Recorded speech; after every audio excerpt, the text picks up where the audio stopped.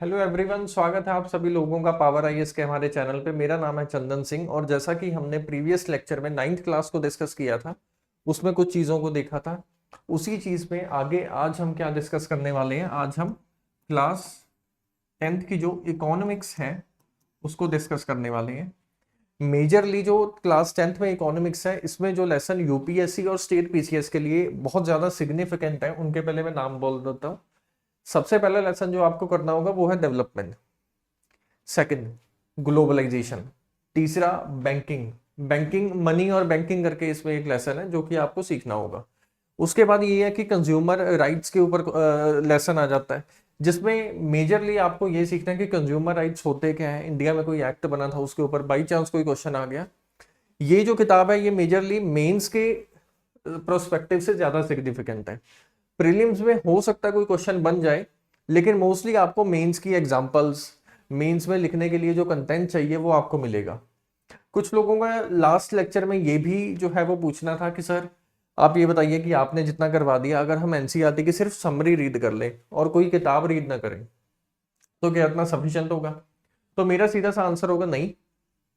कम से कम एक बार या दो बार जो है आप क्या बुक 10th क्लास की किताब को एक बार रीड करो। उसके बाद जो इसमें से आपने नोट्स बना रखे हैं, आपने मान लो किताब में ही हाईलाइट कर रखा है, फिर उन चीजों के ऊपर अगर आप जो है वो रिवीजन के लिए देखो तो वो आपको फायदा ज्यादा मिलेगा। लेकिन अगर आप बोलो कि मैं इसको स्किप कर देता हूँ, डायरेक्टली इस पे जंप कर देता हूँ, तो आपको उसका कोई फायदा नहीं मिलेगा। मान लो आपने किसी और पर्सन के नोट्स उठा लिए, अब उसके हिसाब से जो है मनी एंड बैंकिंग उसको अच्छे से पता है, लेकिन उसको ग्लोबलाइजेशन नहीं आता था। अब उसने जो बनाए हैं उसने ग्लोबलाइजेशन को दिमाग में रखते हुए वो नोट्स बनाए हैं, और आपने अगर उसके रीड कर लिए तो आपका जो माइंडसेट है वो जो है वो समझ नहीं पाएगा उन चीजों को, क्योंकि उसने अपने कन्वीनियंस के हिसाब से बनाया है ना। ठीक है, तो ये बहुत बेसिक सी बातें हैं जो हम सब लोगों ने डिस्कस की हैं। और अब ज्यादा समय ना लेते हुए डिस्कस करते हैं पहला लेसन, जो कि है किसके ऊपर? डेवलपमेंट के ऊपर। ओके, 1945, एक ये आपको याद रखना है। 1947 से लेके 50 तक एक आपको ये याद रखना है। 60s से 70s तक ये याद रखना है। 90s तक ये आपको याद रखना है। अब आप पूछेंगे कि सर आपने जो ये नंबरिंग बनाई है ये क्यों बनाई है? ये इस वजह से बनाई है कि ह्यूमन के जो थॉट्स हैं वो कैसे आगे आगे इनहेंस होते हैं, इसको जानते हैं। इवन अगर आप सिविक्स में भी देखें, ठीक है, अभी राइट नाउ क्या बेस्ट चल रहा है? डेमोक्रेसी। हो सकता है डेमोक्रेसी से ऊपर भी कोई चीज हो जो आने वाले समय में हमें मिले। पहले जो है मोनार्की मानी जाती थी, फिर धीरे धीरे राइट्स आए कि हल्के फुल्के राइट्स किसी को भी दे दो। वैसे ही कुछ इकोनॉमिक्स भी वर्क की है। 1945 के आसपास का अगर हम समय देखें तो इस समय कौन सी वॉर हुई थी? World war second.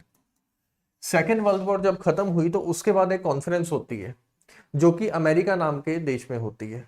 अमेरिका में एक जगह होती है जिसका नाम होता है ब्रिटेन वुड। क्या नाम बोला मैंने?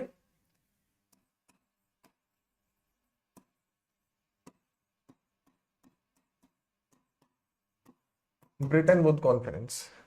इस कॉन्फ्रेंस के बाद दो चीजें निकल के आती हैं, दो ऑर्गेनाइजेशंस निकल के आती हैं। पहली ऑर्गेनाइजेशन का नाम होता है आईएमएफ और दूसरी ऑर्गेनाइजेशन का नाम होता है वर्ल्ड बैंक। क्या क्या नाम बोले मैंने? आईएमएफ और वर्ल्ड बैंक, ये दो संस्थाएं जो है वो निकल के आती हैं। अब इनका काम समझो क्या होता है।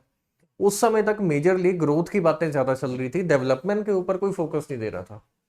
देशों की रेस जो है वो इसी बेसिस पे रेस लगी हुई थी कि किसके नंबर ज्यादा होंगे, ग्रोथ में कौन ज्यादा आगे निकल जाएगा, किसकी इकोनॉमी ज्यादा अच्छी है, कौन जो है वो अपनी इकोनॉमी को किस स्पीड से इंक्रीज कर रहा है। और इन दो मेजर संस्थाओं के काम क्या थे, दोनों को एक बार आप समझ लो। वर्ल्ड बैंक का ये काम था कि जिन देशों को 1947 और 57 में आजादी मिली अंग्रेजों से, वो मोस्ट ऑफ द नेशन क्या थे? बहुत ज्यादा गरीब देश थे। उन गरीब देशों को फाइनेंस करना ताकि वो इतने पावरफुल हो जाएं कि वो बाकी देशों के साथ कंपीट कर पाए, तो ये काम किसका था? ये काम था वर्ल्ड बैंक का। यानी कि देशों को डेवलपिंग से निकाल के डेवलप देशों में लेके जाना और उनको प्रोजेक्ट के लिए पैसे देना। ये वर्ल्ड बैंक का काम था। आईएमएफ में जो है वो रिप्रेजेंटेशन थी, और आईएमएफ में ये था कि अगर मान लो कोई देश जो है वो नीचे जा रहा है, स्लो डाउन आ रहा है उसमें, तो उसको हम लोग पैसे देंगे ताकि वो जो है वो अपनी ग्रोथ कर पाए। तो इसी चीज में 1960-70 तक जो है मोस्ट ऑफ द जो देश है वो इकोनॉमिक ग्रोथ की जो रेस है इसी में लगे रहे, और इसी चीज के चलते काफी देश ऊपर भी आए और काफी देश नीचे भी आए। अमेरिका जो है वो इसमें अच्छा परफॉर्म कर रहा था। अब क्वेश्चन आएगा कि सर अमेरिका अच्छा परफॉर्म क्यों कर रहा था, तो इसका सिंपल सा आंसर जो है वो क्या होगा, इसको समझते हैं।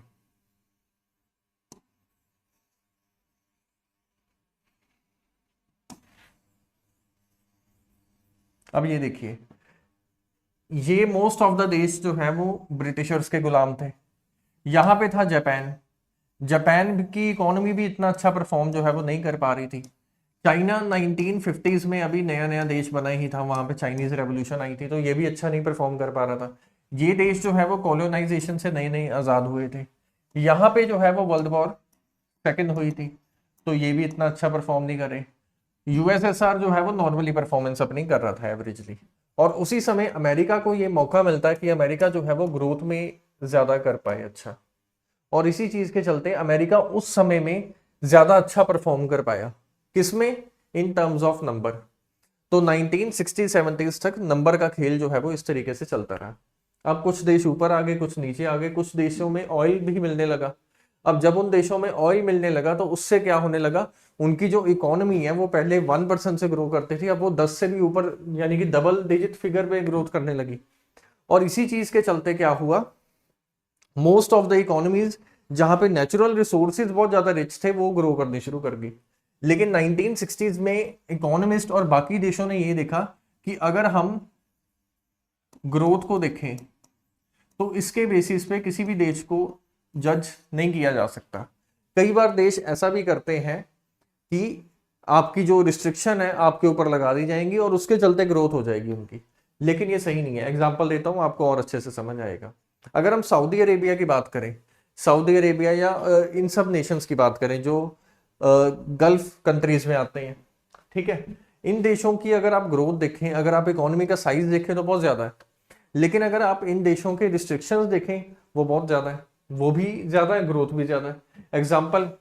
एग्जाम्पल सऊदी अरेबिया में कुछ साल पहले तक वुमेन्स को ये भी राइट नहीं था कि वो अकेले जो है वो कार को चला पाए, अकेले कोई ड्राइव भी नहीं कर पाती थी वुमेन, फिर उनको ये राइट दिया गया ग्रेजुअली।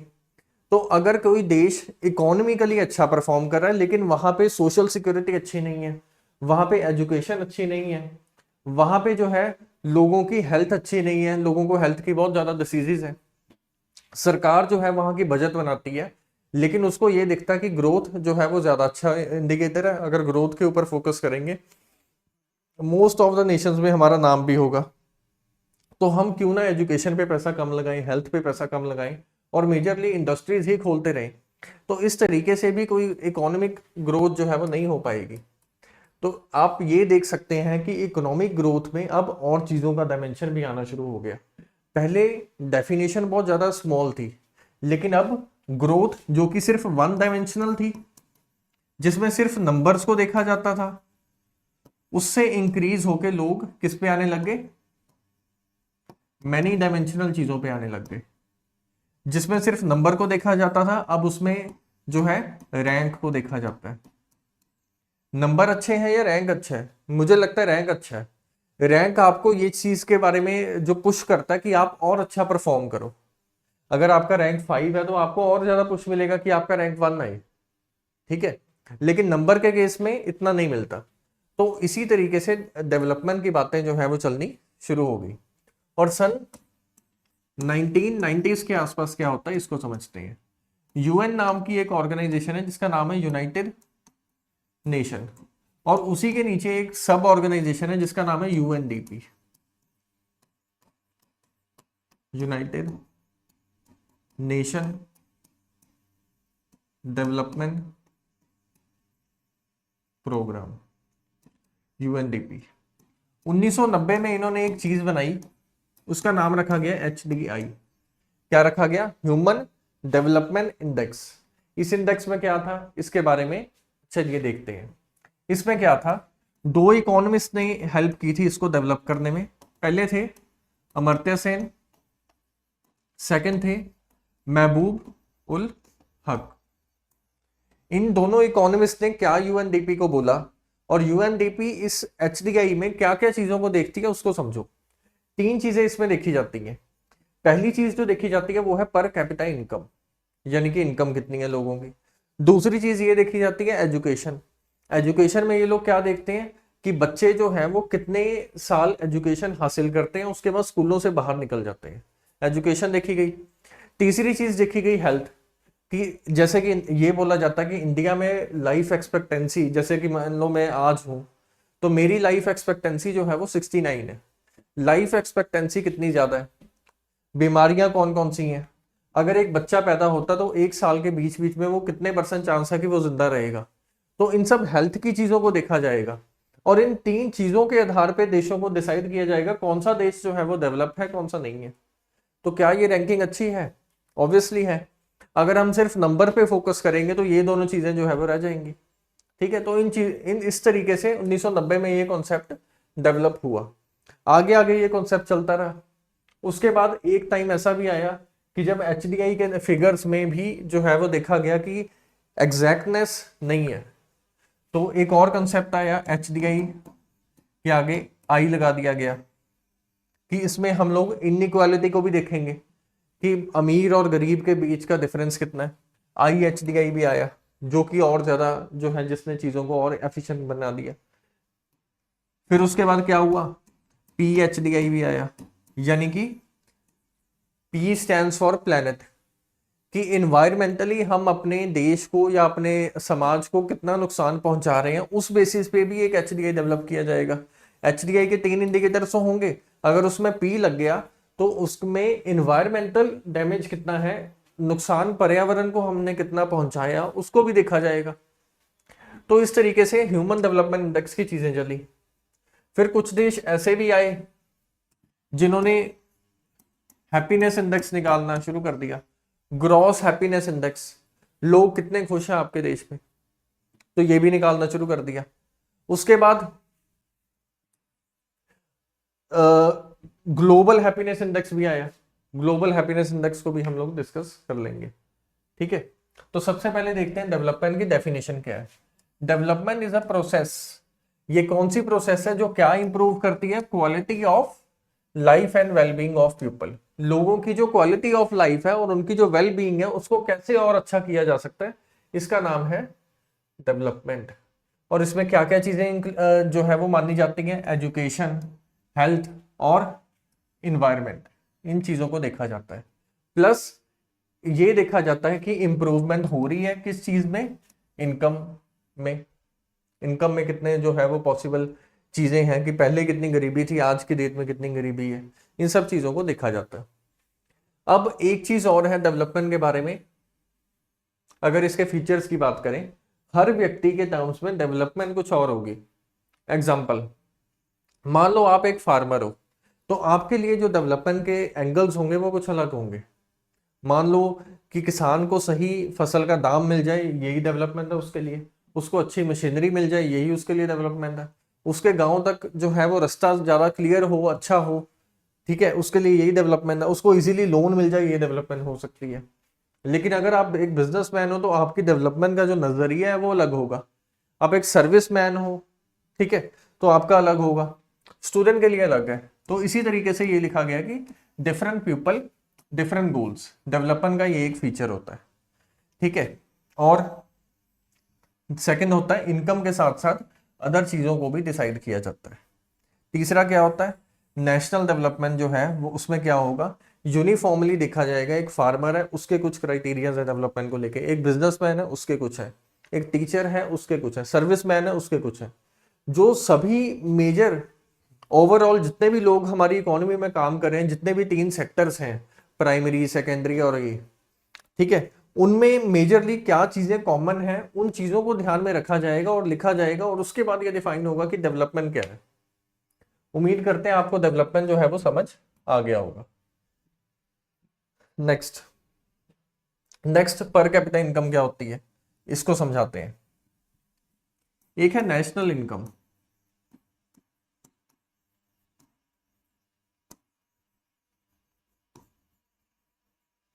इनिशियली नेशनल इनकम को देखा जाता था आपके देश की गरीबी या अमीरी तय करने के लिए, लेकिन नेशनल इनकम में प्रॉब्लम क्या है इसको समझो एक सिंपल एग्जांपल के साथ। मान लो सन 2010 और ये आ गया 2020, पूरी इकोनॉमी में दो ही लोग हैं, और पूरी इकोनॉमी में दो लोग हैं, इस पर्सन वाले की इनकम जो है वो कितनी है 100 रुपए, और इसकी इनकम कितनी है 1 रुपीज। अब सन 2020 में इसकी इनकम कितनी होगी, इसकी इनकम कितनी होगी, इसकी होगी मान लो 200 रुपए, और इसकी इनकम कितनी हुई 1 रुपीज। अगर हम फिगर्स को देखें कि नेशनल इनकम कितने प्रतिशत से ग्रो कर रही है, 100 में से कितना हो गया 200, तो यहां पे ग्रोथ क्या शो होगी डबल। 1 रुपीज से यहां पे मान लो 2 है, यहां पे भी डबल है, लेकिन एक्चुअल में क्या वो ग्रोथ है, वो एक्चुअल में ग्रोथ नहीं है। इसी को ओवरकम करने के लिए जो है पर कैपिटा इनकम लाया गया। एक प्रॉब्लम इसमें और है कि मान लो इसमें पॉपुलेशन ऐड होगी, अब उस पॉपुलेशन का क्या, उसकी इनकम का क्या, इसमें भी डिपेंडेंट पॉपुलेशन होती है, बच्चे और जो एल्डर लोग होते हैं उनका क्या। इसी चीज को इंप्रूव करने के लिए पर कैपिटा इनकम लाया गया।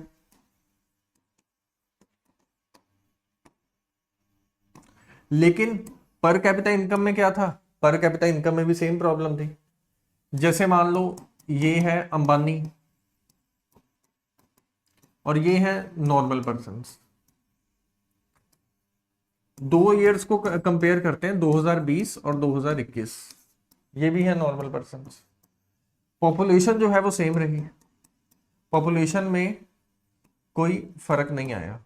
ठीक है, इनकी पहले जो इनकम थी या कंपनी जो है वो कितना कमा सकती थी उसकी अमाउंट है मान लो इतनी 1000, लेकिन एक साल में इनकी कंपनी की जो वैल्यू है वो कितनी होगी 2000 हो गई मान लो।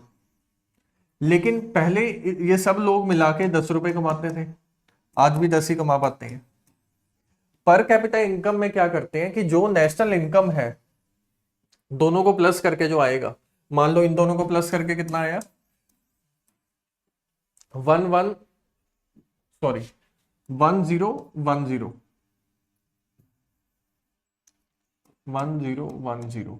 और पॉपुलेशन कितनी है इंडिया की 1 2 3 4, इसको 4 से डिवाइड कर दो आंसर आ जाएगा एक। लेकिन इस केस में भी सेम होगा, 2010 को फिर से 4 से डिवाइड करो। एक्चुअल में क्या शो करेगा इन दोनों फिगर्स का जो फर्क होगा, इन दोनों फिगर्स का जो फर्क होगा वो ये शो करेगा कि जो आपके देश की पर कैपिटा इनकम है वो बहुत ज्यादा ग्रो कर रही है, वो बहुत ज्यादा ग्रोथ से इंक्रीज कर रही है। लेकिन एक्चुअल में क्या हुआ, एक्चुअल में एक ही पर्सन था जिसकी इनकम ग्रो की, क्योंकि सब पर्सन्स की इनकम को प्लस करना था, इस वजह से उसमें हुआ क्या कि जो इनइक्वालिटी है लोगों की या फिर जो इनकम की डिस्ट्रीब्यूशन है वो इसमें वो काउंट ही नहीं कर पाया। ये उम्मीद करता हूं आपको समझ आया होगा, इसमें ज्यादा टेक्निकल चीजें नहीं है, इसको ध्यान से स्लोली सोच के देखिए, आपको एक एक चीज समझ आएगी। अब समझते हैं जो डेफिनेशन मैंने लिखी है कि पर कैपिटा इनकम का कॉन्सेप्ट आया, फिर उसके बाद डेवलपमेंट को देखने के लिए उसमें क्या क्या चीजें थी।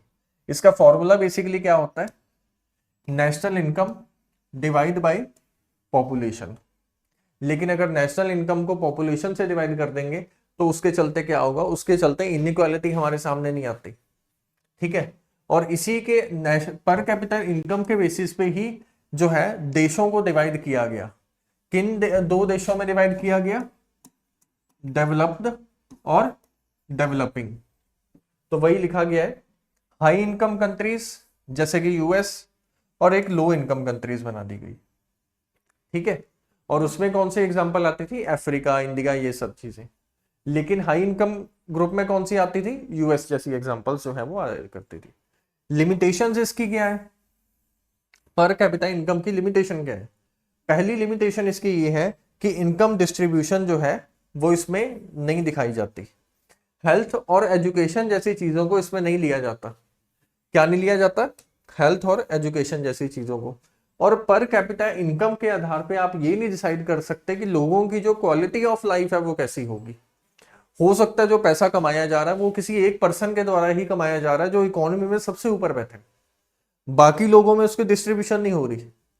तो ये भी तीन चीजें हैं जो आपको ध्यान रखना है कि पर कैपिटा इनकम का फायदा क्या है, नुकसान क्या है, मैंने एग्जाम्पल के साथ भी आपको दिखा दिया, और क्या चीजें हैं जो इसकी कमियां हैं। और इनकी कमियों को सुधारने के लिए ही जो अगला कॉन्सेप्ट आया वो क्या था, ह्यूमन डेवलपमेंट इंडेक्स। ये हमारे इंडिया के अमर्त्य सेन हैं और ये पाकिस्तानी इकोनॉमिस्ट हैं जिनका नाम है महबूब उल हक। ठीक है, तो दोनों ने जो कॉन्सेप्ट दिया था इसको एक बार ध्यान से देखिए। HDI is more comprehensive measure of development. कौन सी तीन चीजों को ये ध्यान में रखेगा, gross national income per capita, एक इस चीज को। सेकंड, हमने लास्ट वाले में क्या जाना था पर कैपिटा इनकम में कि कौन सी दो कमियां थी कि एजुकेशन और हेल्थ को नहीं लिया गया था, तो इस केस में हेल्थ को भी ले लिया और एजुकेशन को भी ले लिया। तो इन तीन चीजों के बेसिस पे जो है वो अंदाजा लगाया जाएगा। वर्ल्ड में कुल मिला के 195 के आसपास कंट्रीज हैं। कुछ कंट्रीज जो है वो कॉन्फ्लिक्टिंग उसमें आती हैं, जैसे पैलेस्टीन हो गया, या और एक आधी और कंट्री है जो अफ्रीकन रीजन में आती है। ठीक है, तो इन 195 कंट्री जो यूएन में रजिस्टर हैं, जिनको यूएन मानता है कि ये कंट्री है, उन सब की एक रैंकिंग निकाली जाती है। और उस रैंकिंग के आधार क्या होता है, ये तीन चीजें होती हैं। अब इसमें आप बोलोगे कि सर इंडिया की भी रैंकिंग निकाली जाती होगी, तो आंसर क्या होगा, यस। इंडिया का जो एवरेजली रैंक है वो 195 में से 130 से लेके 135-36 इसके बीच में आता है। यानी कि 195 कंट्री में से इंडिया का रैंक अगर 136 के आसपास आ रहा है, इसका मतलब क्या हुआ कि इंडिया जो है वो उसके आगे की जो रेस है वो बहुत ज्यादा है। जो पहले 2-3 रैंक आते हैं उसमें यूरोपियन कंट्रीज ज्यादा होती हैं, जैसे नॉर्वे हो गया, फिनलैंड हो गया, डेनमार्क हो गया। इसकी एग्जैक्ट जो रेंज है वो ये है, एक साल मान लो पिछला साल था उसमें 134 हो गया, एक साल नीचे आ गई। तो इस तरीके से फ्लक्चुएशन जो है वो चलती रहती है। एनसीईआरटी में भी यही लिखा गया है। ठीक है, तो इसके बाद का कॉन्सेप्ट क्या आया उसको देखते हैं। इसके लेकिन जैसा कि पर कैपिटा इनकम की क्या कमी थी, तीन कमियां थी, क्वालिटी ऑफ लाइफ, हेल्थ और एजुकेशन, और इनइक्वालिटी। उसको कवर अप करने के लिए कौन सा कॉन्सेप्ट आया, ह्यूमन डेवलपमेंट इंडेक्स आया। उसने कौन सी दो कमियों को जो है वो फिलअप कर दिया, पहली चीज एजुकेशन और हेल्थ को उसने कवर अप कर दिया, दूसरा क्वालिटी ऑफ लाइफ को भी कुछ हद तक उसने कवर कर दिया कि अगर हेल्थ अच्छी है तब इसका मतलब यही हुआ कि क्वालिटी ऑफ लाइफ अच्छी है। लेकिन एक चीज जिसको ह्यूमन डेवलपमेंट इंडेक्स कवर नहीं कर पाया या जिसको वो नहीं इफेक्टिवली बता पाया वो था इनइक्वालिटी। उसी के लिए जो है क्या आया, इनइक्वालिटी आया। और ये किस ईयर में आया था, सन 2010 में आया था। क्यों 2010 में क्यों आया था, क्योंकि उस समय तक 2008 में क्या हुआ था, इकोनॉमी में ग्रेट डिप्रेशन जैसी चीजें आई, जिसके चलते ये देखा गया कि इनइक्वालिटी और ज्यादा इंक्रीज हो गई। और अब पॉलिसी मेकर ने जो पॉलिसी बनानी थी उसमें इनइक्वालिटी को भी रखा जाना था। इसी वजह से सन 2010 में यूएन को ये अपील की गई। यूएन की जो सब ऑर्गेनाइजेशन है यूएनडीपी, यानी कि यूनाइटेड नेशन डेवलपमेंट प्रोग्राम, उसको कुछ चीजें दी गई रिसर्च के लिए। और उसके बाद उन्होंने इनइक्वालिटी एडजस्टेड HDI भी निकालना शुरू कर दिया, जिसमें मेजरली जो है क्या चीजें थी। और ये पुराने HDI से अलग कैसे था इसको जानते हैं। दो चीजें इसमें अलग थी। पहली चीज, हाईली इनइक्वालिटी को जो है इसमें दर्शाया गया और लो इनइक्वालिटी को देखा गया। आपके देश में जो इनइक्वालिटी का इंडिकेटर है वो क्या है, उसको जो है वो पहली बार कंसीडरेशन में लाया गया। If good health, education and money are concentrated in few hands, the IHDI will be lower than HDI।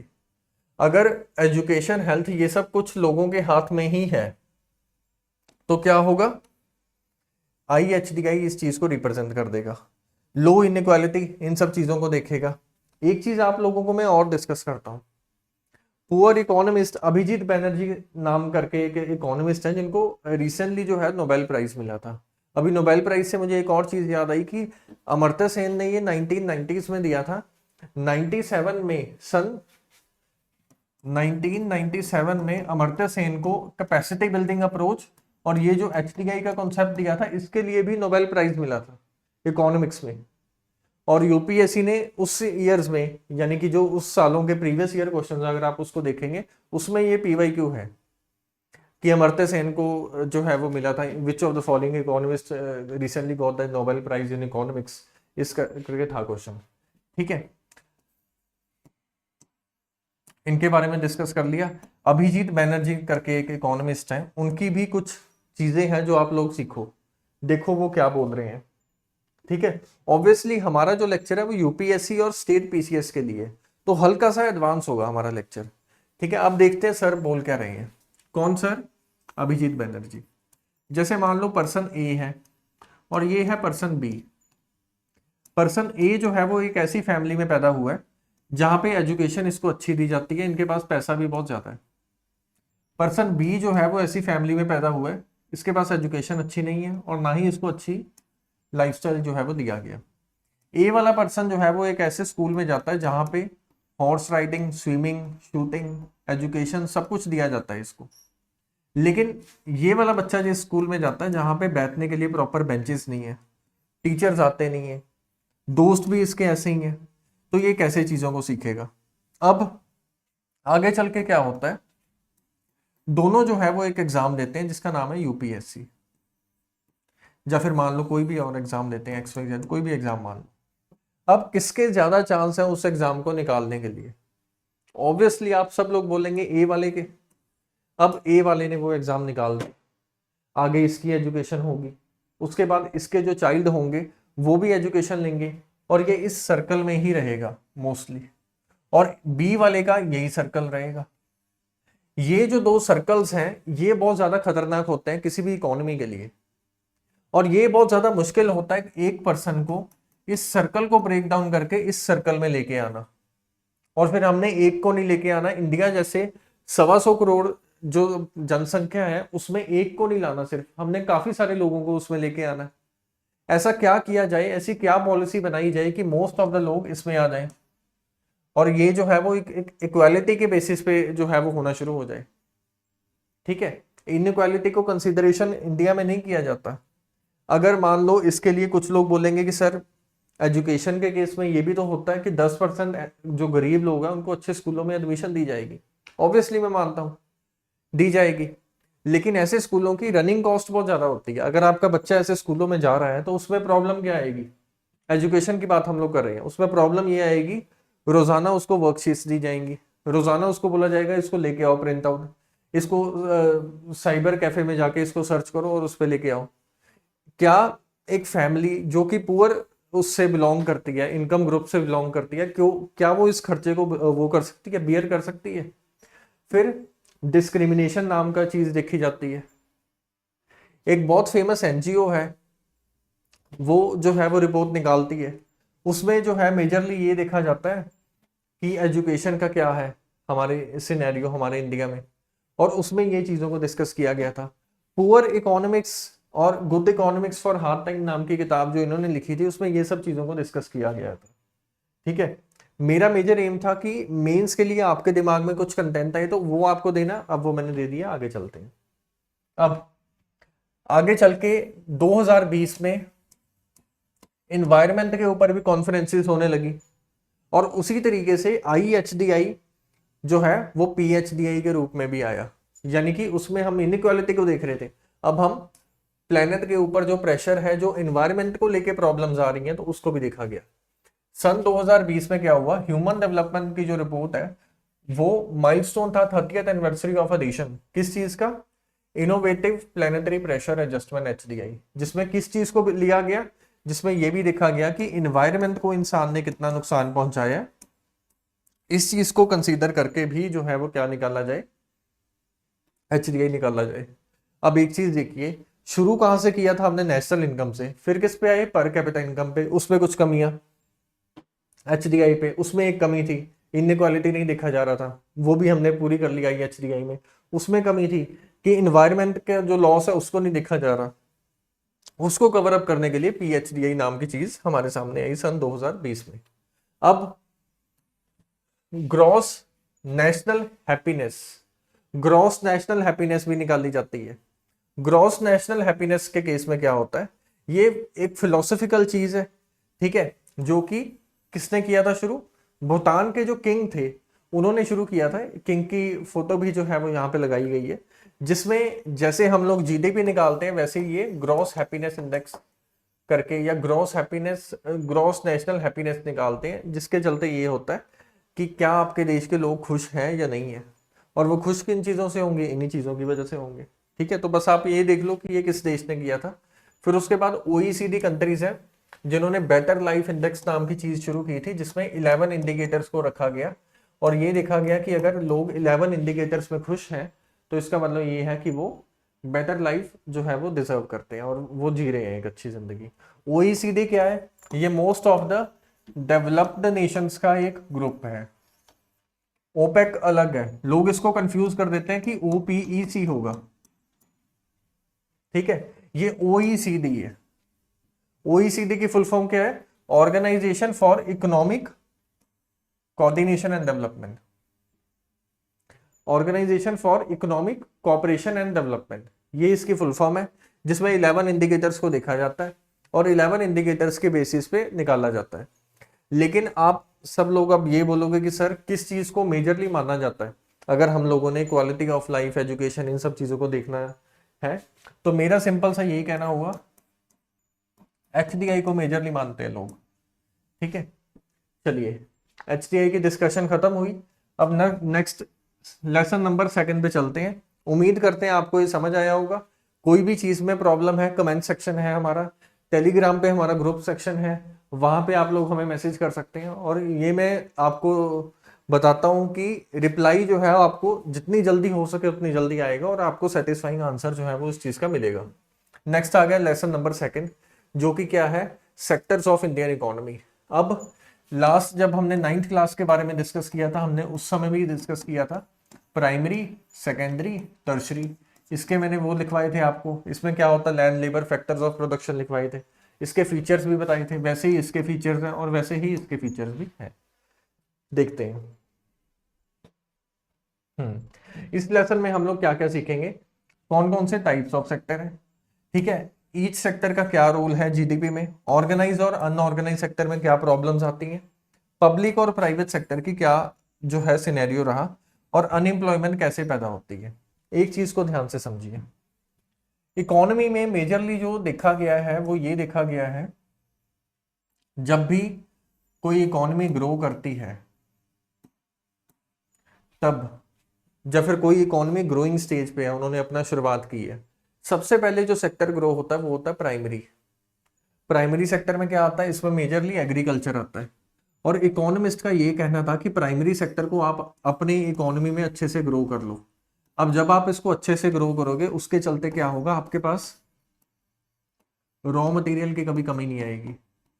दूसरी चीज जो होगी, अगर एग्रीकल्चर में आप सरप्लस प्रोड्यूस कर रहे हो, क्या वर्ड यूज किया? सरप्लस। इसका मीनिंग क्या है? इसका मीनिंग ये है कि आप अपने देश की जरूरतों को पूरा कर देते हो, उसके बाद भी आपके पास कुछ अनाज, कुछ चीजें बच जाती हैं। अगर ये सरप्लस बचना शुरू होगा, वो एक सही समय होगा कि जब आप अपनी इकोनॉमी में किसको ग्रो करवाओ? सेकेंडरी सेक्टर को ग्रो कराओ, जिसमें क्या आती है? इंडस्ट्रीज आती हैं। ठीक है, इंडस्ट्रीज के चलते आप क्या करो कि उनके मशीनें लगानी शुरू कर दो, एक फैक्ट्रीज लगानी शुरू कर दो, जिसमें उन चीजों की जो रॉ मटेरियल है उसकी पैकेजिंग होनी शुरू हो जाए, और उस पैकेजिंग से क्या होगा, उसको एक प्राइस मिल जाएगा और उसको सेल करना शुरू कर दो। अब इनिशियली जो आप सेकेंडरी सेक्टर लगाओगे इसमें एक लेबर होगी, वो लेबर को आप अच्छे से यूज करो। लेकिन एक समय ऐसा आएगा कि जब इन चीजों की डिमांड जो है वो इंक्रीज होने लगेगी फॉरेन के देशों में भी और इंडिया में खुद।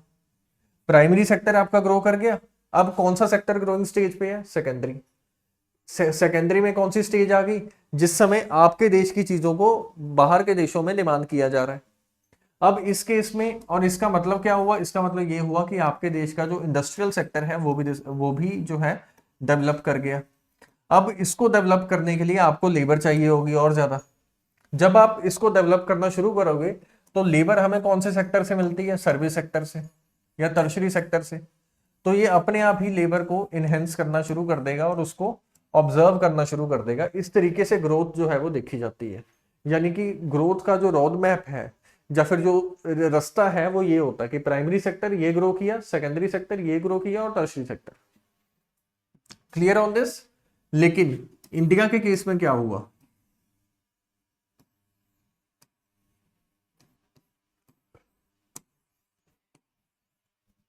प्राइमरी सेक्टर ग्रो किया, अच्छे से नहीं किया लेकिन हमने कुछ हद तक ग्रो करवाया। किस रेवोल्यूशन के चलते, ग्रीन रेवोल्यूशन के चलते। अब जब ये ग्रो किया तो उसके बाद क्या हुआ, डायरेक्टली लोग सर्विस सेक्टर पे जंप करने लगे, सेकेंडरी सेक्टर, क्योंकि सरकार की पॉलिसीज हिस्टोरिकली इंडिया में चीजें कुछ ऐसी हुई जिसके चलते सेकेंडरी सेक्टर ग्रो नहीं कर पाया। पॉलिटिकल डिबेट्स में नहीं जाना कि सर क्यों नहीं हुई, कौन सा पॉलिटिशियन रिस्पॉन्सिबल था, इन सब चीजों में नहीं जाना। आपने एग्जाम निकालना है तो एग्जाम के ऊपर फोकस करो, ठीक है। सेकेंडरी सेक्टर जो है वो ग्रो नहीं कर पाया। अब लोग जो है वो इन्वेस्टमेंट नहीं करते थे इस रॉ मटेरियल की, बल्कि लोग किस में जाने लगे, सर्विस सेक्टर में जाने लगे। और इसी चीज के चलते क्या हुआ, ज्यादा लोग सर्विस सेक्टर में होने का मतलब ये होता है कि आपके देश की पॉपुलेशन जो है वो ज्यादातर ये सोचती है कि या तो हम गांव में जो है वो एग्रीकल्चर करेंगे या फिर हम शहर में जाएंगे और नौकरी ढूंढेंगे, बीच की बात नहीं है। और इसके चलते क्या होगा, नौकरी लेने वाली लेबर ज्यादा हो जाएगी, नौकरी लेने वाली लेबर ज्यादा है लेकिन उसको जो ऑब्जर्व करने के लिए चाहिए, जो देखने के लिए चाहिए कि वो उस लेबर को यूटिलाइज कर पाए, वो सेकेंडरी सेक्टर है नहीं है। अब इसके चलते क्या होगा, वो जो इतनी पॉपुलेशन है इसमें से सिर्फ इतने लोगों को ही नौकरी मिलेगी, या सेकेंडरी सेक्टर सिर्फ इतने लोगों को ही अपने में समा पाएगा और यूज कर पाएगा इफेक्टिवली। अब इस चीज के चलते क्या होगा, इतने जो लोग हैं वो क्या हो गए, इतने लोग हो गए अनएम्प्लॉयड। और इस तरीके की अनएम्प्लॉयमेंट की जो स्टोरी है वो इंडिया में देखी जाती है। इंडिया प्राइमरी सेक्टर से सीधा किस पे जंप किया, टर्शरी सेक्टर पे, जो कि क्या है, सर्विस सेक्टर। इसके चलते क्या हुआ, सर्विस सेक्टर में लोग ज्यादा है। कौन से लोग ज्यादा है, जो एम्प्लॉयमेंट चाह रहे हैं, जिनको चाहिए कि मैं नौकरी मिल जाए मुझे। लेकिन सेकेंडरी सेक्टर के पास इतनी कैपेसिटी है नहीं क्योंकि ग्रो ही नहीं कर पाया। उसी वजह से इसको ग्रो करवाने के लिए आज की डेट में जो पॉलिसीज चल रही हैं वो क्या कैसी हैं, क्या क्या नाम है उनके, make in India, Ayushman Bharat, MSME scheme, जो लोन दिए जाते हैं, ठीक है। क्यों दिए जा रहे हैं, ताकि सेकेंडरी सेक्टर ग्रो कर पाए और टर्शरी सेक्टर भी उसके साथ ग्रो करेगा, अनएम्प्लॉयमेंट की प्रॉब्लम खत्म होगी। अब आपको ये जो है वो समझ आया। इंडिया जो डायरेक्टली इस पे जंप किया है इसको नाम दिया गया है लीप फ्रॉगिंग। जैसे फ्रॉग जंप करके डायरेक्टली उधर जंप कर जाता है, स्टेप फॉलो नहीं करता, तो उसी का नाम इसको दिया गया है कि इंडिया ने जो है वो सर्विस सेक्टर में लीप फ्रॉगिंग की है। अगर आपको मेंस का कभी भी क्वेश्चन आता है तो आपने इन्हीं चीजों को लिखना है, बस तरीका जो है वो ये नहीं होना चाहिए। या फिर डायग्राम को आप लोग यूज कर सकते हैं, ये इफेक्टिव होगा आपके लिए भी, ठीक है। तो इन चीजों को यूज कीजिए। बाकी अब और भी चीजों को देखते हैं, चलिए। प्राइमरी सेक्टर क्या होता है इसके बारे में बताइए। Involves extraction and harvesting of natural resources. Natural resources को यूज करना, इसी का नाम है प्राइमरी सेक्टर। समझ आया। एग्जाम्पल क्या है, एग्रीकल्चर एग्जाम्पल है, माइनिंग एग्जाम्पल है, फिशिंग है और फॉरेस्ट्री है।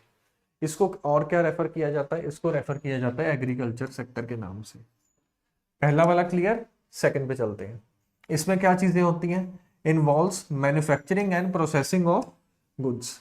चीजों की मैन्युफैक्चरिंग करना और उनकी प्रोसेसिंग करना, वो किस में आता है, वो आता है सेकेंडरी सेक्टर में। इसकी एग्जांपल्स क्या है, इसकी एग्जांपल है फैक्ट्रीज है, कंस्ट्रक्शन है, इंडस्ट्रीज है, ये सब चीजें इसकी एग्जांपल है। इसको और किस नाम से बुलाया जाता है, इसको इंडस्ट्रियल सेक्टर के नाम से भी बुलाया जाता है। और उसके बाद कौन सा आ गया, उसके बाद आ गया tertiary sector.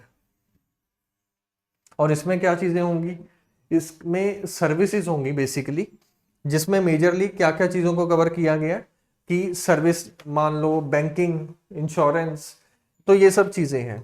Education, banking, health care, transportation, ये सब चीजें किस में आती हैं, ये आती हैं टर्शरी सेक्टर में। इसको और किस नाम से बोला जाता है, इसको सर्विस सेक्टर के नाम से भी बोला जाता है। एक चीज देखिए, इसको समझने के लिए आप स्कूल जाते हैं, कॉलेज जाते हैं, कहीं भी जाते हैं, एक सर्वे कीजिए। आपकी क्लास में मान लो 100 बच्चे हैं, 50 बच्चे हैं, जितने मर्जी हैं मान लो। अब आप सबके नाम लिख लियो। अब सबके नाम लिख लें, अब ये चेक करना शुरू करो कि किसके फादर क्या काम करते हैं, या फिर वो पर्सन अगर वर्किंग है तो वो क्या काम करता है। तो अधिकतर लोग जो है वो या तो एग्रीकल्चर सेक्टर से इन्वॉल्व होंगे डायरेक्टली और इनडायरेक्टली, या फिर वो टर्शरी सेक्टर से इन्वॉल्व होंगे। अगर भारत में ये सर्वे किया जाए तो सर्विस सेक्टर वाले ज्यादा होंगे, लोग जॉब लेने वाले ज्यादा होंगे, और इसी के चलते अनएम्प्लॉयमेंट की प्रॉब्लम सामने आएगी। इसका मतलब एक चीज और होती है, इकोनॉमी में लोगों का बिलीव जो है वो कम हो रहा है। यानी क्या, कि अगर मैं इन्वेस्ट करूंगा तो मुझे मेरा पैसा वापस मिलेगा, इस चीज की उम्मीद कम है। इसी चीज के चलते लोग जो है वो इन्वेस्टमेंट करना बंद कर देते हैं और कम इन्वेस्ट करते हैं चीजों में। ठीक है, ऑर्गेनाइज्ड और अनऑर्गेनाइज सेक्टर क्या होते हैं, ऑर्गेनाइज और अनऑर्गेनाइज क्या होते हैं, और अब इसके बीच में एक और चीज निकली है जिसको बोलते हैं गिग वर्कर्स। क्या बोलते हैं, गिग वर्कर्स। इसको भी समझेंगे क्या होता है ये। ऑर्गेनाइज सेक्टर ये होता है कि जैसे मान लो आप ऑफिस गए, अब आपकी कंपनी रजिस्टर है, प्रॉपर जीएसटी नंबर है, आपकी जो सैलरी आती है उसमें से कुछ पैसा सरकार को जाता है कि ये पर्सन इस कंपनी में इस ओहदे पे काम करता है, तो इसकी सैलरी जो है वो ऐसे कट डाउन होती है। इनकम टैक्स आप अच्छे से पे कर रहे हैं, और अगर कंपनी आपको कोई बेनिफिट देना चाहती है इंश्योरेंस के चलते, तो वो आपको प्रॉपर्टी मिल रहा है। ये है ऑर्गेनाइज सेक्टर। और अनऑर्गेनाइज सेक्टर कौन सा है, जिसमें ना तो आपकी कंपनी रजिस्टर है, ना तो उसमें काम करने वाले लोग रजिस्टर है, ना ही उन लोगों की कोई सोशल सिक्योरिटी है, उन लोगों के सरकार को पैसे भी नहीं कोई देने पड़ते, और सरकार को ये नहीं पता कि ये बिजनेस हमारे यहाँ एग्जिस्ट करता भी है या नहीं। ऐसे बिजनेस अनऑर्गेनाइज सेक्टर में आते हैं। ऑर्गेनाइज सेक्टर रजिस्टर होना ज्यादा जरूरी होता है, इसी वजह से कंपनीज को रजिस्टर करवाने के लिए उनकी जो प्रोसेसिंग फीस है उसको कम किया जाता है। कारण इसका ये होता है कि जितनी ज्यादा कंपनीज जो है वो रजिस्टर होंगी, ऑर्गेनाइज सेक्टर में आएंगी, उनको बेनिफिट उतना ज्यादा देना इजी हो जाएगा, और अगर उनको बेनिफिट मिलेंगे वो और ज्यादा ग्रो करती रहेंगी। तो इंडिया में प्रॉब्लम ये है कि अनऑर्गेनाइज सेक्टर ज्यादा है और ऑर्गेनाइज सेक्टर कम है। अब अनऑर्गेनाइज सेक्टर की एक वो ली जाती है, एक फिगर ली जाती है, और ये सोच लिया जाता है कि अनऑर्गेनाइज सेक्टर का योगदान इतना होगा। अब उसके बेसिस पे पॉलिसी बनाई जाती है, फिर आगे चल के बोलते हैं कि सर वो पॉलिसी फेल हो गई। क्यों पॉलिसी फेल हुई, क्योंकि उसमें इफेक्टिवनेस नहीं थी। क्योंकि अगर companies, most of the companies register होती, उनको ध्यान में रख के जो पॉलिसी बनाई जाती वो ज्यादा अच्छी होती। इन चीजों में लग रहा होगा कि सर ऑर्गेनाइज अनऑर्गेनाइज इसमें क्या चीज जानने वाली है, लेकिन जब आप मेंस की आंसर राइटिंग करते हैं तो अगर मान लो क्वेश्चन आ गया, क्वेश्चन इस चीज पे पूछा गया कि इंडस्ट्रियल सेक्टर जो है इसमें प्रॉब्लम्स क्या क्या है, इसके बारे में डिस्कस करो, तो आप ये एक चीज लिख सकते हो कि अनऑर्गेनाइज सेक्टर है, यानी कि अनऑर्गेनाइज्ड है। अगर अनऑर्गेनाइज है तो कंपनीज रजिस्टर नहीं है, अगर रजिस्टर नहीं है तो उनका टैक्स नहीं मिलता, सरकार कोई बेनिफिट देती है उन तक पहुंचता नहीं है। तो इन सब चीजों को आप लोग और ज्यादा यूज कर सकते हो इनहेंस करने के लिए अपने आंसर। ठीक है, एक चीज मैंने और बोली थी, गिग वर्कर्स क्या होते हैं। अब ऑर्गेनाइज और अनऑर्गेनाइज के बीच का जो लाइन होता है इसको बोलते हैं गिग वर्कर्स। गिग वर्कर्स में क्या होता है, जैसे हो गया स्विगी, जोमेटो, ओला, उबर, ये सब चीजें हैं। इसमें आपको क्या करना, कुछ नहीं करना, बस एक ऐप मोबाइल में लेना है, उसमें अपने आप को रजिस्टर कर देना। आपको काम आएगा, जब आपका मन है लॉग इन कर लो, काम आना शुरू हो जाएगा, जब आपका मन है लॉग आउट कर दो, काम आना बंद हो जाएगा। बदले में कंपनी आपको रजिस्टर नहीं करेगी, सोशल बेनिफिट्स जो दिए जाते हैं आपको नहीं मिलेंगे, आप जो कमाओगे उसमें कुछ प्रतिशत उसका होगा, कंपनी का होगा। गिग वर्कर्स के केस में जो प्रॉब्लम आ रही है मेजरली वो ये आ रही है कि जैसे मान लो कंपनी जो है वो कुछ प्रोमिस कर देती है कि हमारा जो है वो डिलीवरी होगी 10 मिनट में, 30 मिनट में अगर आप सामान बाजार से मंगवाएंगे तो आप तक पहुंच जाएगा। उसी चीज के चलते जो गिग वर्कर्स हैं, यानी कि जो फ्रीलांसर्स हैं, जिनको सोशल बेनिफिट कोई नहीं मिल रही, जिनको इंश्योरेंस कोई नहीं मिल रही, वो बहुत भाग भाग के काम करते हैं, और उसी स्पीड में जो है वो उनके रोड एक्सीडेंट्स हो जाते हैं या किसी और प्रॉब्लम का उनको सामना करना पड़ता है। लेकिन कंपनी जो है वो इस चीज से बिल्कुल मना कर देती है कि हमने आपको कोई सोशल सिक्योरिटी देने का वादा नहीं कर रखा, और इसी चीज के चलते उनको जो है वो इन प्रॉब्लम्स का सामना करना पड़ता है। पिछली स्लाइड में हमने ये देखा कि अनऑर्गेनाइज सेक्टर ज्यादा है, सॉरी सर्विस सेक्टर ज्यादा है, जिसके चलते लोग ज्यादा हैं जो काम लेने वाले हैं, अब उनको जॉब मिलती नहीं है, अनएम्प्लॉयमेंट का सामना करते हैं। ये कंपनीज इंडिया में आती हैं और ये बोलते हैं कि आप अपने आप को रजिस्टर कर दो और गिग वर्कर्स कहलाओगे, फ्रीलांसिंग में काम करो, पैसा कमाओ। ये लोग जो अनएम्प्लॉयड है ये उसमें काम कर रहे हैं, और इस चीज के चलते इसकी कोई सर्टेनिटी नहीं है। ठीक है, अगर कोई व्यक्ति जो है वो मान लो उबर में काम कर रहा है तो उसकी क्या आगे लॉन्ग टर्म विजन है, 6 साल 10 साल का? कुछ भी नहीं है। और अगर विजन जो है वो क्लियर नहीं है तो देश इस तरीके से इकोनॉमिकली अच्छा नहीं परफॉर्म कर पाएगा। ये डेवलपमेंट की एग्जांपल नहीं है, इसमें बस ग्रोथ हो रही है। इन टर्म्स ऑफ नंबर उनके पास पैसा आ रहा है उबर में काम करके, ओला में काम करके, लेकिन लॉन्ग टर्म में उनको कोई फायदा नहीं मिलने वाला इस चीज का। Clear on this?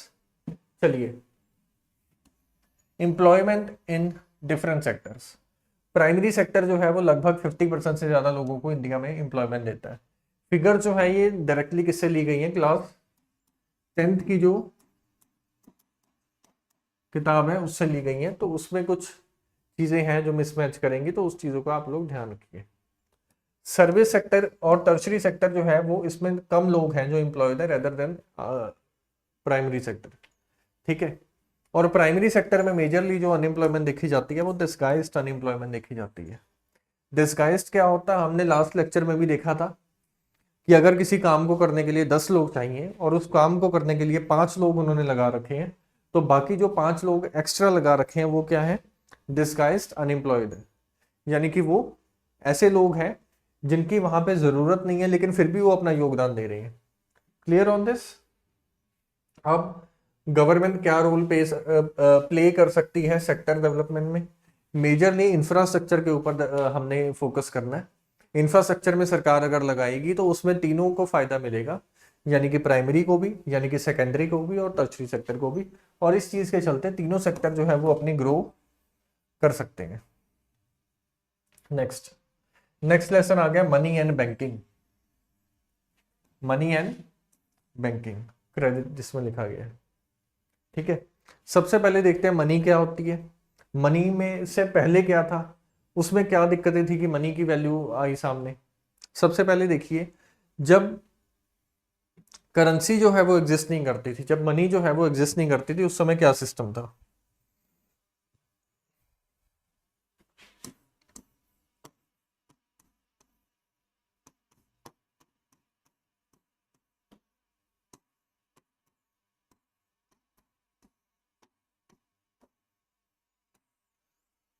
उस समय जो सिस्टम था उसको नाम दिया गया था बार्टर सिस्टम।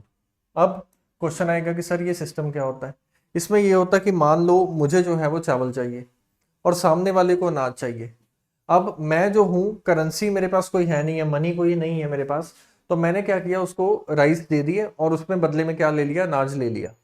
तो हमने सामान के बदले जो सामान लिया उसको बोलते हैं barter system. Clear on this? लेकिन इस सिस्टम में एक प्रॉब्लम थी।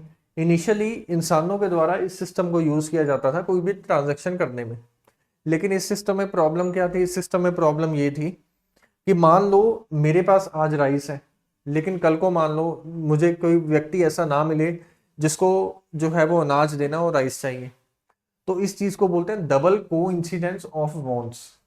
डबल यानी दो लोग, को इंसिडेंस यानी कि जो हम बोल देते हैं कि ये को इंसिडेंसली आप लोग मिल गए हमें, ऑफ वॉन्ट्स, जरूरतों का जो डबल को इंसिडेंस है, ये जरूरी नहीं है ये एग्जिस्ट करे, हो सकता है ये एग्जिस्ट ना भी करे।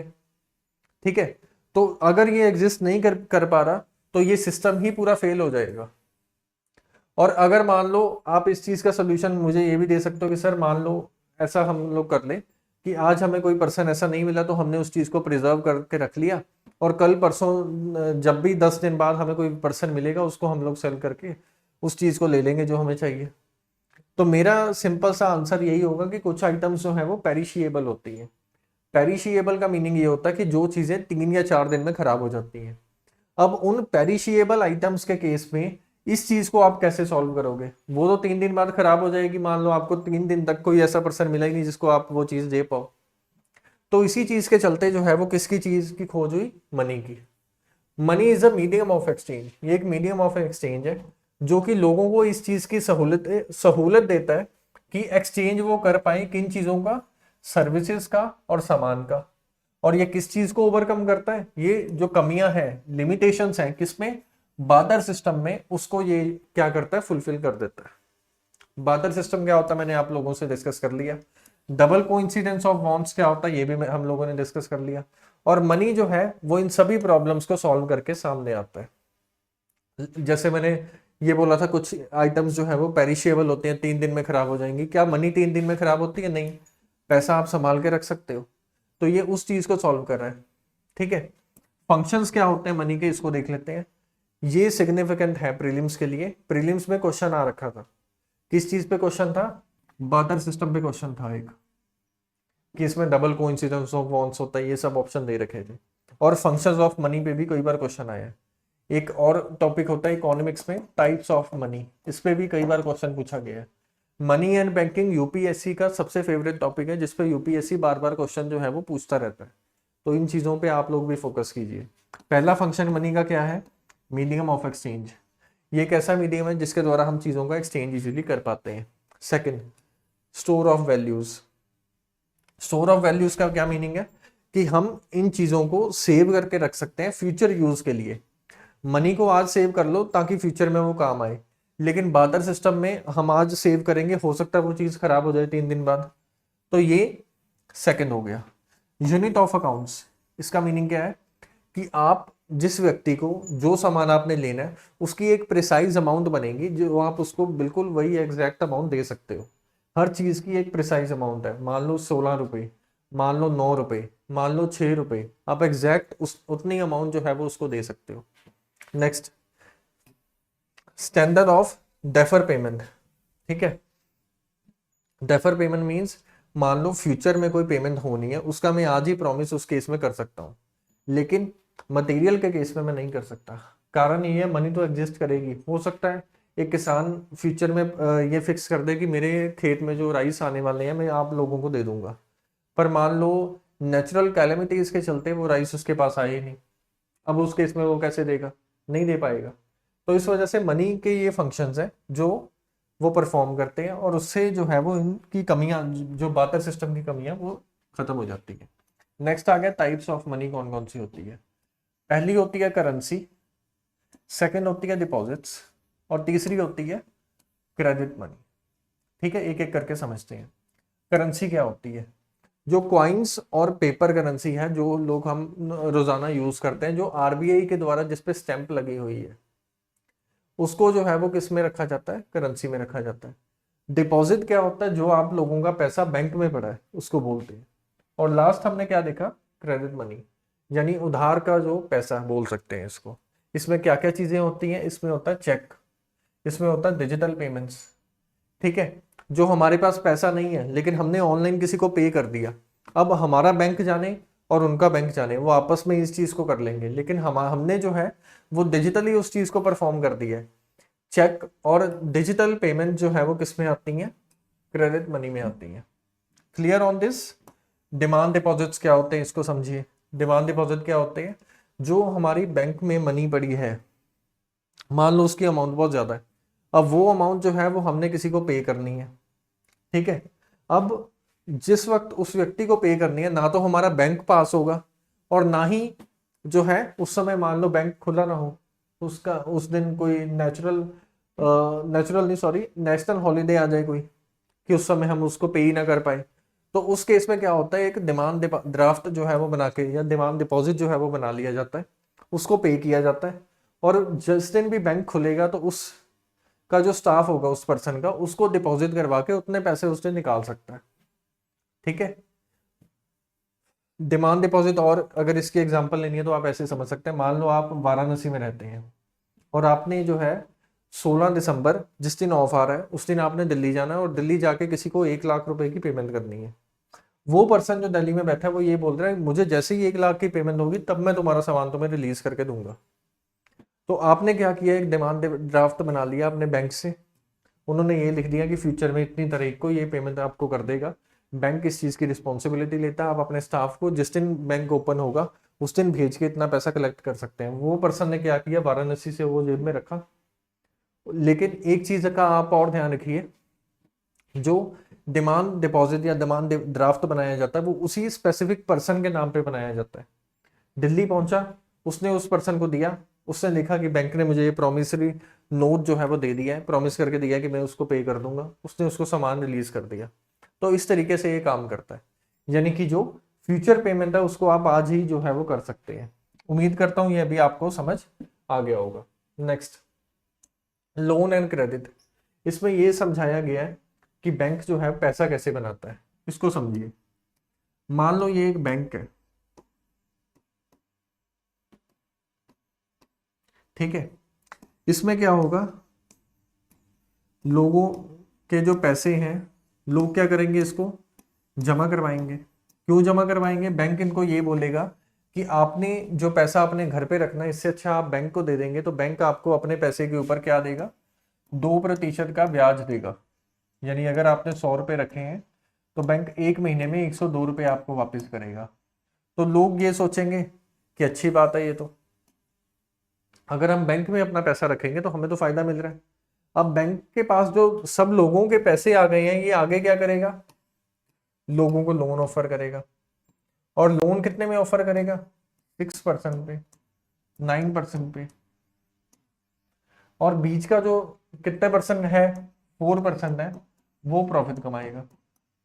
इस तरीके से बैंक जो है वो वर्क करता है। यानी कि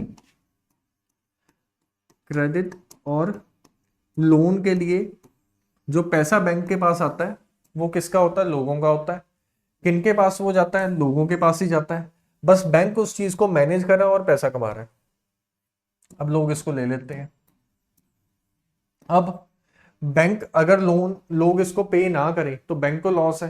कैसे लॉस है, क्योंकि लोग तो आ जाएंगे फिर पैसा लेने, बैंक तो उनको नहीं चुका पाएगा क्योंकि बैंक ने तो लोगों का पैसा ही था जो उसको दे दिया। तो इस वजह से इस प्रॉब्लम का फेस ना करना पड़े बैंक को, तो बैंक उनसे क्या रखवाता है, कोई भी चीज अपने पास रखवा लेता है कि अगर आपने लोन रीपे नहीं किया तो आपको मुझे वो देनी होगी। फिर वो उसको बेच के सेल करके लोगों को उनके पैसे वापस देते हैं। तो इस तरीके से बैंक जो है वो काम करता है आजकल। और 2008 में एक चीज डिस्कस करता हूं, उम्मीद करते हैं आपको समझ आएगी।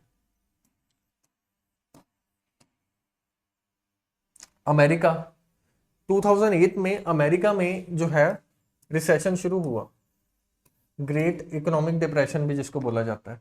उसका मेजर रीजन क्या था, सरकार की और बैंक की ऐसी पॉलिसी थी कि आपने रियल एस्टेट के लिए लोन लेना तो आप इजीली ले लो, पैसे चाहिए 2 लाख आज ही ले लो, और बदले में आपको कुछ नहीं रखना होगा। अगर रखना भी है तो 2 लाख के बदले आप सिर्फ 50,000 की चीज हमारे पास रख दो और बदले में आपको लोन जो मिलेगा वो 2 लाख का ही मिलेगा। लोगों ने ऐसा करना शुरू कर दिया। इसके चलते ये हुआ, लोगों को लोन बहुत ज्यादा पड़ गया, बहुत ज्यादा लोगों को लोन मिल गया। उसके बाद लोगों ने ये वापस किया नहीं। बैंकों के पास उतना पैसा नहीं था कि वो लोगों का पैसा रीपे कर पाए जिन लोगों ने डिपॉजिट किया हुआ था। अब दूसरा ऑप्शन बैंकों के दिमाग में ये है कि जो इन लोगों ने अपना हमारे पास रखा था कि इसको आप लोग यूज कर लेना जब आपको चाहिए होगा, वो भी हमारे पास कोई ज्यादा कीमत का नहीं है। इसी चीज के चलते डिप्रेशन आना शुरू हो गया। अब ग्रेजुअली अमेरिका जो है वो एक बहुत ज्यादा ग्लोबलाइज्ड नेशन है, यानी कि उसका व्यापार बाकी देशों के साथ बहुत ज्यादा है, बहुत ज्यादा देशों से खरीदता है और बाकी देशों को बेचता भी है चीजें। अब यही जो ग्रेट इकोनॉमिक डिप्रेशन इस वजह से बोला गया क्योंकि वो सिर्फ अमेरिका में ही सीमित नहीं रहा, क्योंकि अमेरिका बाकी देशों के साथ भी डील करता था, तो इस वजह से बाकी देशों में भी फैलना शुरू हो गया और बाकी देशों को भी उसका नुकसान जो है वो उठाना पड़ा। तो इस तरीके से चीजें हैं जो कुछ हुई। और आज की डेट में इंडियन बैंकिंग सिस्टम भी इस चीज को फेस कर रहा है। सरकार जो है वो कोई चीज बना देती है, कोई पॉलिसी निकाल देती है कि मान लो किसी से को लोन देना, आप टर्म्स एंड कंडीशन ज्यादा मत देखो, उसको इजीली लोन जो है वो दे दो। अब बैंक उसको दे देता है। अब वो इंसान मान लो पे बैक नहीं कर पाया, इंसॉल्वेंसी एंड बैंकरप्सी कोड है हमारे इंडिया में, वो इंसॉल्वेंट घोषित हो गया। अब उस केस में सरकार जो है वो क्या करेगी, उस व्यक्ति को प्रोटेक्शन देगी, लेकिन बैंकिंग सेक्टर को फेस करना पड़ेगा। यही एक रीजन है कि इंडियन बैंकिंग सेक्टर आज की डेट में कई चीजें फेस कर रहा है, क्योंकि क्रेडिट दे देते हैं, वो रीपे नहीं होता, उसको रीपे करने के लिए जो एसेट जमा करवाया होता है उसकी वैल्यू कम होती है, इसके चलते बैंक को नुकसान होता है। ठीक है, अब नेक्स्ट, फॉर्मल और इनफॉर्मल क्रेडिट सोर्सेज क्या क्या होते हैं। फॉर्मल वो है जो बैंक से लिया गया है, जिसकी प्रॉपर टर्म्स एंड कंडीशन है, जिसमें प्रॉपरली साइन हुआ, लीगल एग्रीमेंट है एक। लेकिन इनफॉर्मल सेक्टर वो है जो मान लो किसी विलेज का कोई स्ट्रॉन्ग जमींदार है और उस जमींदार से हमने लोन लिया, अब उस केस में हमने कुछ उसको साइन करके नहीं दिया। भारत में इनफॉर्मल सेक्टर से लोग लोन ज्यादा लेते हैं। कारण इसका ये है कि बैंकिंग सेक्टर में हमें 100 चीजें जो है वो प्रूफ देने होंगे, चीजें करनी होंगी सिंप्लीफाई, फिर जाके हमें समझ आएगा। लेकिन इस केस में ये बोलता कि आप लोन चाहिए, बैंक आपका 4 दिन में पास करेगा, मैं 1 मिनट में आपको दे देता हूँ। तो लोग जो है वो इजी रास्ता अपनाते हैं और इसके जरिए लोन ले लेते हैं। मोस्ट ऑफ द लोग जो लोन देते हैं वो इनफॉर्मल सेक्टर से लेते हैं, जिसमें जो है फार्मर ज्यादा आते हैं। फिर उसके बाद कई बार क्या होता है कि सरकार किसानों के जो कर्ज है वो माफ कर देती है, ठीक है, सरकार पे करेगी। लेकिन उन लोगों ने लोन जो लिया होता है वो एक जमींदार से या किसी लोकल आदमी से लिया होता है। अब उस चीज के चलते ये होगा कि उनका जो लोन है वो माफ नहीं होगा और उनके ऊपर इस चीज का कर्जा आ जाएगा। फिर वो इस चीज को सोचते हैं कि 4 दिन अगर हमने बैंक के लगाए होते तो ये हमारे लिए ज्यादा फायदेमंद होता। तो ये प्रॉब्लम भी इंडिया में है। Next, reserve bank of India 1935 में अंग्रेजों के द्वारा बनाया गया था। इसके फंक्शन देखते हैं क्या है। सबसे पहला फंक्शन ये है कि ये बैंकिंग सिस्टम ऑफ इंडिया को क्या करता है, रेगुलेट करता है। इंटरेस्ट रेट क्या रहने वाला और मनी सप्लाई क्या रहने वाली है, इसको भी ये डिसाइड करता है। फिलहाल के लिए आप इसके फंक्शंस को ऐसे ही देख लीजिए। स्टेबिलिटी को इंश्योर करता है। जब हम क्लास 12th की किताब करेंगे इकोनॉमिक्स की, जिसमें सप्लाई ऑफ मनी है, जिसमें डिमांड फॉर मनी है, उसमें हम एक एक पॉइंट के ऊपर जो है वो कम से कम 20 से 25 मिनट की डिस्कशन है। तो ये हम उस समय करेंगे। फिलहाल के लिए आप इन चीजों को एज इट इज याद कर लीजिए। सीआरआर इसके द्वारा डिसाइड किया जाएगा। सीआरआर भी होता है एक कैश रेशियो जो उनके पास रखनी होती है, ठीक है। अब प्रॉब्लम ये आई कि बैंकिंग सेक्टर से कई लोगों को लोन में भी प्रॉब्लम है। तो इस वजह से लोगों ने कई बार क्या करते हैं, सेल्फ हेल्प ग्रुप बना देते हैं, जिनका मेजर काम किसी एक स्पेसिफिक लोगों को टारगेट करना होगा और उन लोगों को ये लोग इजीली लोन दे देंगे और उस लोन को यूज करके वो लोग उसको रीपे कर देंगे और इस तरीके से सर्कल इनका चलता रहेगा। डेवलपमेंट के केस की अगर बात करें तो लोन जो है वो एक स्पेसिफिक अमाउंट है। आप किसी भी बिजनेसमैन को देखेंगे तो उसके ऊपर एक कोई ना कोई लोन होता है और जब भी उसके ऊपर लोन होता है वो उस लोन को क्या करता है, रीपे कर देता है। एक सिंपल सी एग्जांपल देता हूँ। मान लो मेरी जेब में 10 लाख रुपए है और मैंने एक बिजनेस एस्टेब्लिश करना है और मुझे चाहिए पैसे। कितने चाहिए, 10 लाख ही चाहिए। तो अगर कोई समझदार इंसान होगा वो अपनी जेब में जो 10 लाख है उससे वो बिजनेस एस्टेब्लिश नहीं करेगा। वो क्या करेगा कि मार्केट से लोन लेगा। लोन कितने दाम पे लेगा, 6% पे लेगा। 10 लाख में वो बिजनेस ओपन करेगा और उससे जो पैसा आएगा, मान लो उससे रिटर्न आ रही है 15% की, उससे आराम से वो जो है वो 6% लोन रीपे करता रहेगा। बाकी पैसा उसकी जेब में जाएगा। 10 लाख उसके भी सेव रहे और उसने मार्केट का पैसा मार्केट में डाल के ही पैसा लेके उसको रीपे कर दिया। इस तरीके से चीजें जो है वो डेवलपमेंट में चलती रहती हैं और ये जरूरी है। क्योंकि एक और चीज डेवलपमेंट में आती है, साइकोलॉजिकली आपके माइंड में कितना बिजनेस माइंडेड हो, ये भी चीज डेवलपमेंट में आती है। अगर ज्यादा लोग ऐसे हैं तो इसका मतलब देश डेवलप हो रहा है, ठीक है। नेक्स्ट, ठीक है, तो बैंकिंग खत्म हुआ। अब नेक्स्ट आ गया लेसन नंबर 4, जो कि किस चीज के ऊपर है, ग्लोबलाइजेशन के ऊपर है। ग्लोबलाइजेशन में एक ही चीज देखनी है आप लोगों को और उसका नुकसान फायदे देखने हैं। वो क्या है, सबसे पहले देखो ग्लोबलाइजेशन होता क्या है। ग्लोबलाइजेशन क्या होता है, जब एक देश दूसरे देश से व्यापार करने लगता है और उन चीजों को यूज करने लगता है जो दूसरा देश यूज कर रहा है, इसको बोलते हैं ग्लोबलाइजेशन। एग्जाम्पल एग्जाम्पल के केस में इंडिया है। अगर इंडिया बाहर वाले देशों से ज्यादा सामान लेगा और उनको ज्यादा सामान बेचेगा, इसको बोलते हैं ग्लोबलाइजेशन।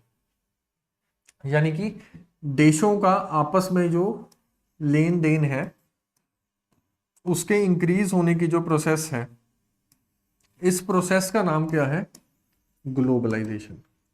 देशों के सामान खरीदना और बेचना, इसमें अगर इंक्रीज देखने को मिलता है, हम ज्यादा सामान दूसरे देशों से खरीदते हैं और ज्यादा सामान उन्हें बेचते हैं, इसको बोलते हैं ग्लोबलाइजेशन। आ गया समझ। अब इसके कुछ पॉजिटिव्स हैं, इसके कुछ नेगेटिव्स भी हैं। पॉजिटिव क्या है ग्लोबलाइजेशन के, ग्लोबलाइजेशन का सबसे पहला पॉजिटिव जो है आपको सीखने के लिए अपने आसपास नजर घुमाइए। आपके पास कौन सा फोन है, मान लो मेरे पास भी एक फोन है। कौन सा फोन है ये, सैमसंग है, एप्पल है, मान लो कोई भी फोन है। अब आप एक चीज देखो, मोबाइल आपने लिख लिया कौन सी कंपनी का, अब आसपास नजर घुमाइए। मान लो आपके रूम में एसी लगा हुआ है, एसी जो लगा हुआ है वो हिटाची कंपनी का लगा हुआ है।